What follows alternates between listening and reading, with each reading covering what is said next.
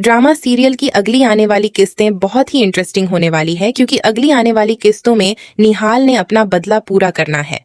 खैर, अब यह निहाल नहीं बल्कि माशा बन चुकी है। दोस्तों, अब हमारे मुंह से निहाल ही निकलता है, लेकिन यह माशा है। इसने अपना नाम भी बदल लिया है। माशा ने सबसे पहला वार यही करना है। अब इन तीनों औरतों को कैद कर लेती है वह, क्योंकि जब वह निहाल को मारपीट रहे थे तो शबाब वहां पे खड़ी चुपचाप तमाशा देख रही थी। लेकिन शबाब से इतना ना हो सका। शबाब कुछ ना भी करती तो बस शोर मचाने लग जाती ताकि जवार शाह आके इसको बचा लेता। लेकिन शबाब तो अंदर ही अंदर बहुत खुश हो रही थी, इतना कि शबाब तो कब्रिस्तान तक चली गई थी कि अपनी आंखों से देखा इसको दफन करते हुए। खैर, शबाब ने थोड़ी देर ही कर दी। जल्दी से वह भाग गई थी वहां पे। अगर यह 5 मिनट वहां पे खड़ी होती तो इसको पता चल जाता कि निहाल जिंदा है। खैर दोस्तों, अब यह सबसे पहला वार यही करती है, अपनी बीवी के खिलाफ कर देती है जवार शाह को। सवार शाह को अपनी बीवी बहुत जहर लगने लग जाती है। वह कहता है कि मिशा, तुम जैसी हसीन औरत मैंने कहीं नहीं देखी, क्योंकि मैंने इतने पैसे भी दिए हैं शबाब को। पैसों की तो कोई कमी ही नहीं है, लेकिन इसको ना ही सजना संवरना आता है, ना ही अच्छे कपड़े पहनने आते हैं।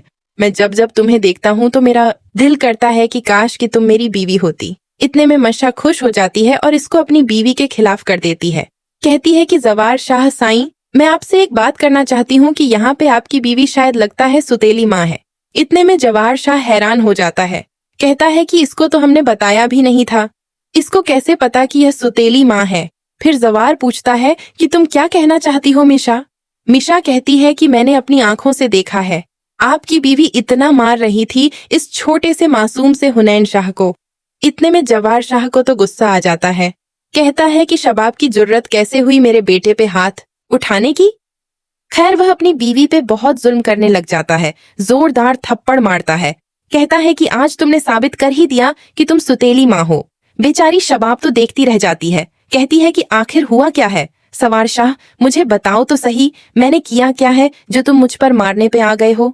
सवार शाह कहता है कि तुम मेरे बच्चे की दुश्मन हो और तुम उसको मारने की कोशिश कर रही थी।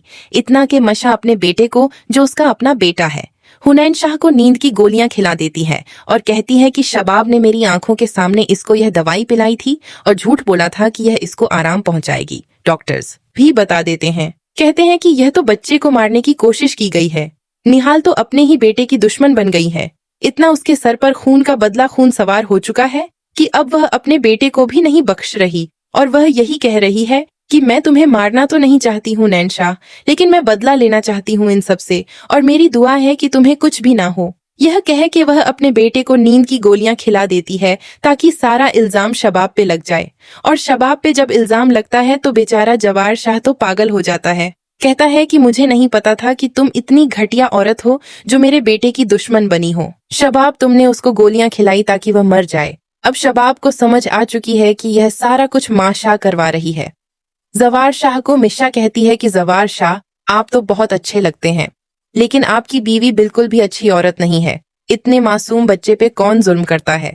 फिर जवार शाह बता ही देता है। कहता है कि यह मेरा बेटा है, यह मेरी बीवी का बेटा नहीं है, बल्कि यह निहाल की औलाद थी, और निहाल और मैं तो काफी अरसे से जुदा हो चुके। शाह कहती है कि आपको परेशान होने की कोई जरूरत नहीं है। अब मैं इस घर में आ गई हूँ ना जवार शाह, मैं आपका भी ख्याल रखूंगी, आपके बेटे का भी रखूंगी, और आप सबको बचा के रखूंगी शबाब से। जवार शाह आखिरकार तलाक ही दे देता है। कहता है कि मैं तुम जैसी औरत को घर पे नहीं रखूंगा जो मेरे बच्चे की दुश्मन हो। आखिर में जवार शाह और यह दोनों बच जाएंगे अकेले इस पूरी हवेली में, और यहाँ पे ऐशो आराम करेंगे और सुकून की जिंदगी गुजारेंगे।